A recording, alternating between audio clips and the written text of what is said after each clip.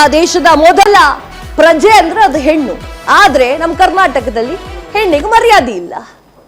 As a ಹೆಣ್ಣಾಗಿ and reporter ಆಗಿ ಏನ್ ಹೇಳ್ತೀರಿ? ಎಸ್ ಕಾವ್ಯ, ನಮ್ಮ ಒಂದು ಕಳೆದ 2 ತಿಂಗಳಿಂದಲೂ ನಮ್ಮಲ್ಲಿ ಸಿಎಂ ಬದಲಾವಣೆ ಚರ್ಚೆಗಳಾಗ್ತಾ ಇತ್ತು, ಒಂದಷ್ಟು ಖಾತೆ ಬದಲಾವಣೆ ಚರ್ಚೆ ಎಲ್ಲ ಆಗ್ತಾ ಇತ್ತು. ಅಂದ್ಕೊಂಡಂತೆ DKಶಿ ಅವರು ಸಿಎಂ ಆಗ್ತಾರೆ, ಒಂದಷ್ಟು ಜನರನ್ನ ತಮ್ಮ ಸಂಪುಟದಲ್ಲಿ ಸೇರಿಸ್ಕೊಂತಾರೆ. ಮೊದಲ ಪಟ್ಟಿಯಲ್ಲೇ ನಾವು ಎಕ್ಸ್ಪೆಕ್ಟೇಷನ್ ಮಾಡಿದ್ವಿ ಒಬ್ಬ ಮಹಿಳಾ ಮಣಿ ಇರ್ತಾರೆ, ಯಾರ್ಯಾರು ಮಹಿಳೆಯರ ಖಾತೆ ಕೊಡ್ತಾರೆ ಅಂತ. ಯಾಕೆಂದ್ರೆ ಈ ಹಿಂದೆ ಇದ್ದಂತ ಸಿದ್ದರಾಮಯ್ಯ ಅವರ ಸರ್ಕಾರದಲ್ಲಿ ಒಬ್ಬ ಮಹಿಳೆ ಸಚಿವೆ ಇರ್ತಾರೆ.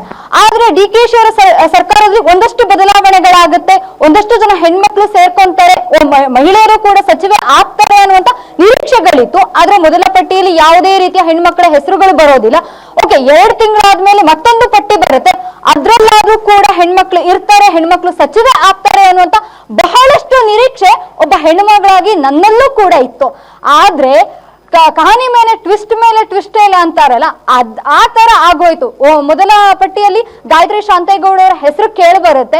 ಇನ್ನೊಂದು ಮಲೆನಾಡು ಭಾಗದವಳಾಗಿ, ಒಬ್ಬ ಚಿಕ್ಕಮಂಗ್ಳೂರು ಭಾಗದವಳಾಗಿ ಒಂದಕ್ಕಲ್ಲಿ ನಂಗೆ ಖುಷಿ ಕೂಡ ಆಗಿತ್ತು, ಒಬ್ಬ ಮಹಿಳೆ ಸಚಿವೆ ಆಗ್ತಾರೆ ನಮ್ಮ ಜಿಲ್ಲೆಯಿಂದ ಅಂತ ಹೇಳಿ.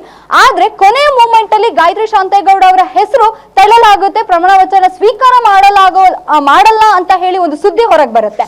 ಈ ಒಂದು ನೋಡ್ತಾ ಹೋಗೋದಾದ್ರೆ ಎಲ್ಲೂ ಕೂಡ 19 ಜನರ ಶಾಸಕರು ಮಾತ್ರ ಪ್ರಮಾಣ ವಚನವನ್ನ ಸ್ವೀಕಾರ ಮಾಡ್ತಾರೆ. ಯಾವ ಮಹಿಳೆ ಸಚಿವೆಯು ಕೂಡ ಪ್ರಮಾಣ ವಚನ ಸ್ವೀಕಾರ ಮಾಡೋದಿಲ್ಲ. ಇನ್ನೊಂದು ಒಂದು ಫನ್ನಿ ಏನು ಅಂತ ಅಂದ್ರೆ 19 ಜನ ಪುರುಷ ಅವರಿಗೆ ಖಾತೆಯನ್ನ ಹಂಚಿಕೆ ಮಾಡಲಾಗುತ್ತೆ, ಇರೋದು 6 ಜನ. ಅವರಿಗೆ ಇನ್ನು ಖಾತೆಗಳನ್ನ ಹಂಚಿಕೆ ಮಾಡಲಾಗ್ತಿಲ್ಲ ಈ ಸರ್ಕಾರಕ್ಕೆ ಅಂದ್ರೆ ಎಂಥ ವಿಪರ್ಯಾಸ ಅನ್ಸುತ್ತೆ. 2 MLC ಇದ್ದಾರೆ, 4 ಜನ ಶಾಸಕೀಯರಿದ್ದಾರೆ. 4 ಜನ ಶಾಸಕೀಯರ ಬ್ಯಾಕ್ ಗ್ರೌಂಡ್ ಅನ್ನ ನೋಡ್ತಾ ಹೋದ್ರೆ ಒಬ್ರಿಗಿಂತ ಒಬ್ರು ಅದ್ಭುತ ಕಾವ್ಯ. ಯಾಕೆ ಅಂದ್ರೆ ಲಕ್ಷ್ಮೀ ಹೆಬ್ಬಾಳ್ಕರ್ ಅವರು ಶಾಸಕಿ ಆಗಿದ್ದವರು, ಈ ಹಿಂದೆ ಸಚಿವೆ ಆಗಿದ್ದವರು. ಅವರಂತೂ ಬೆಳಗಾವಿ ರಾಜಕಾರಣದಲ್ಲಿ ಲಕ್ಷ್ಮೀ ಹೆಬ್ಬಾಳ್ಕರ್ ರಾಜಕಾರಣ ಅಂದ್ರೆ ಎಲ್ಲರೂ ಕೂಡ ತಲೆದೂಗ್ತಾರೆ. ಇನ್ನೊಂದ್ರ ಕಲ್ಲಿ ರೂಪಕಲಾ ಶಶಿಧರ್ ಅವರು ತಂದೆ ಮಾಜಿ ಸಚಿವ, ಈಗ ಮತ್ತೆ ಹಾಲಿ ಸಚಿವ, ಒಬ್ಬ ರಾಜಕಾರಣ ಕುಟುಂಬದಿಂದ ಬಂದಂತವ್ರು, ಅದ್ಭುತ ನಾಯಕಿ ಕೂಡ. ಇನ್ನು ನಯನಾ ಮೋಟಮ್ಮ ಅವರು, ಅವರ ತಾಯಿ ಕೂಡ ಈ ಹಿಂದೆ SM ಕೃಷ್ಣ ಅವರ ಅಧಿಕಾರದ ಅವಧಿಯಲ್ಲಿ 1999ರಿಂದ 2004ರಲ್ಲಿ ಮಹಿಳಾ ಮತ್ತು ಮಕ್ಕಳ ಸಚಿವೆಯಾಗಿ ಕಾರ್ಯನಿರ್ವಹಿಸಿದವರು. ಅವರು ಕೂಡ ರಾಜಕಾರಣ ಕುಟುಂಬದಿಂದ ಬಂದಂತವ್ರು. ಇನ್ನು ಉಮಾಶ್ರೀ ಅವರು ಒಬ್ಬ ಚಲನಚಿತ್ರ ನಟಿಯಾಗಿ ತಮ್ಮದೇ ಆದಂತ ಅಭಿಮಾನಗಳ.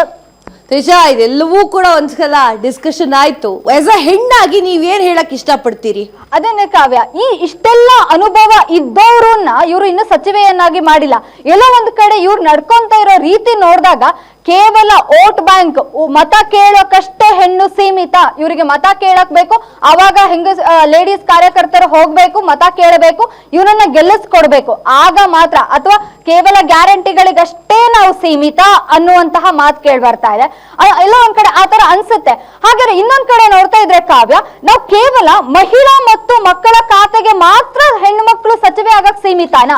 ಬೇರೆ ಯಾವ ಖಾತೆಯನ್ನು ನಾವು ನಿರ್ವಹಿಸಲು ಅಸಾಧ್ಯವಾ? ಕೇಂದ್ರದಲ್ಲಿ ಕೊಟ್ಟಿದ್ದಾರೆ, ಕೇಂದ್ರದಲ್ಲಿ ಏನು ಗೊತ್ತಾ, ಕರ್ನಾಟಕದಲ್ಲಿ ಕೊಡ್ತಾ ಇಲ್ಲ ತ್ರಿಷಾ. ಹೌದು, ಕರ್ನಾಟಕದಲ್ಲಿ ಕೊಡ್ತಾ ಇಲ್ಲ. ಮಹಿಳಾ ಮತ್ತು ಮಕ್ಕಳ ಕಲ್ಯಾಣ ಇಲಾಖೆ, ಕನ್ನಡ ಮತ್ತು ಸಾಂಸ್ಕೃತಿಕ ಇಲಾಖೆ ಇವೆರಡೇ ಆಗ್ತಿದೆ. ಕೇಂದ್ರದಲ್ಲಿ ಹಂಗಲ್ಲ, ಕೇಂದ್ರದಲ್ಲಿ ಕೊಡ್ತಾ ಇದ್ದಾರೆ. ಹೌದು, ನಮ್ಮಲ್ಲಿ ರಕ್ಷಣಾ ಸಚಿವೆಯನ್ನ ನೋಡಿದೀವಿ, ಹಣಕಾಸು ಮಂತ್ರಿಯನ್ನು ಕೂಡ ನಾವು ಇದ್ರಲ್ರಿ. ಹೌದು, ವರ್ಷ.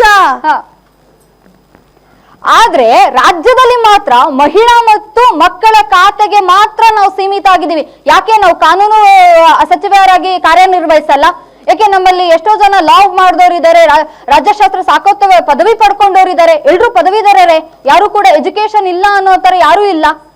ಬೇರೆ ಖಾತೆಗಳನ್ನ ನಿರ್ವಹಿಸಕ್ಕೆ ನಾವು ಅಸಾಧ್ಯ. ಓಕೆ ತ್ರಿಷಾ, ನಮ್ ಜೊತೆ ಮಾತನಾಡಿದ್ದಕ್ಕೆ ಧನ್ಯವಾದ.